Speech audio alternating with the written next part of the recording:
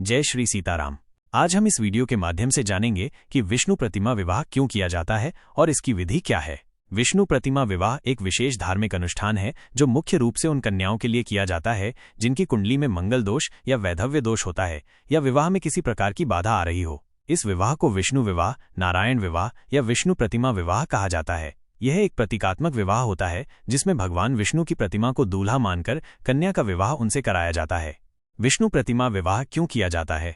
मंगल दोष निवारण। यदि कन्या की कुंडली में मंगल दोष है जिससे वैवाहिक जीवन में समस्याएं या तलाक का योग बन रहा हो तो विष्णु प्रतिमा विवाह के माध्यम से इस दोष को शांत किया जाता है। माना जाता है कि भगवान विष्णु से पहला विवाह होने से मंगल दोष का कुप्रभाव समाप्त हो जाता है। वैधव्य दोष निवारण। कुछ स्थितियों में कन्या की कुंडली में वैधव्य दोष होने पर भी यह विवाह कराया जाता है ताकि भविष्य में होने वाले पति को दीर्घायु प्राप्त हो। विवाह बाधा निवारण। यदि कन्या के विवाह में लगातार देरी हो रही हो या रिश्ते तय नहीं हो पा रहे हों तो इस अनुष्ठान को करने से विवाह संबंधी बाधाएं दूर होती हैं और शीघ्र विवाह के योग बनते हैं। वैवाह के जीवन में सुख शांति। इस पूजा से वैवाह के जीवन में सुख शांति और शुभता आती है। विष्णु प्रतिमा विवाह की विधि।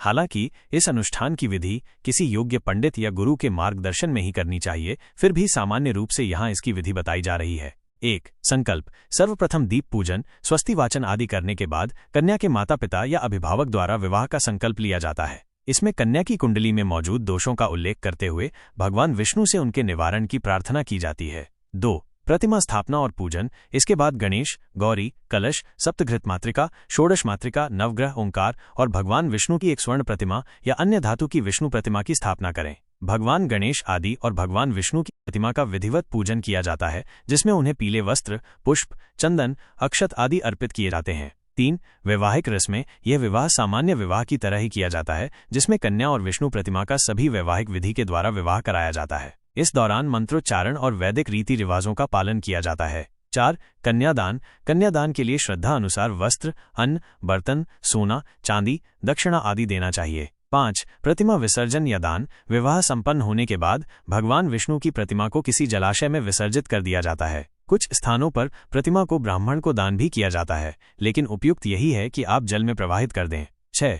वस्त्र त्याग। अनुष्ठान के बाद कन्या को अपने पहने हुए वस्त्र त्याग देने चाहिए और दूसरे कपड़े पहनने चाहिए। 7. छाया पात्र। कुछ विद्वान ब्राह्मण कांसे की थाली में घी भरकर कन्या को अपना मुंह देखने को कहते हैं जिसे छाया पात्र कहा जाता है। ध्यान रखने योग्य बातें। यह अनुष्ठान पूरी श्रद्धा और आस्था के साथ किया जाना चाहिए। अनुष्ठान के दौरान शुद्धता बनाए रखना अत्यंत महत्वपूर्ण है। किसी योग्य गुरु या पंडित के मार्गदर्शन में ही यह अनुष्ठान करवाना चाहिए। सामान्यतः यह विवाह तब किया जाता है जब कन्या का विवाह किसी वर के साथ तय हो गया हो ताकि उसके वास्तविक विवाह से पहले दोषों का निवारण हो सके। यह एक प्रतीकात्मक विवाह होता है जिसके बाद कन्या का विवाह अपने वास्तविक वर के साथ किया जा सकता है। यह मान्यता है कि इस अनुष्ठान के बाद कन्या पर से दोषों का प्रभाव समाप्त हो जाता है और उसका वैवाहिक जीवन सुखी होता है।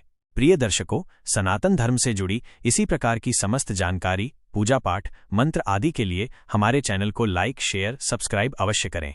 धन्यवाद। जय श्री सीताराम। हर हर महादेव।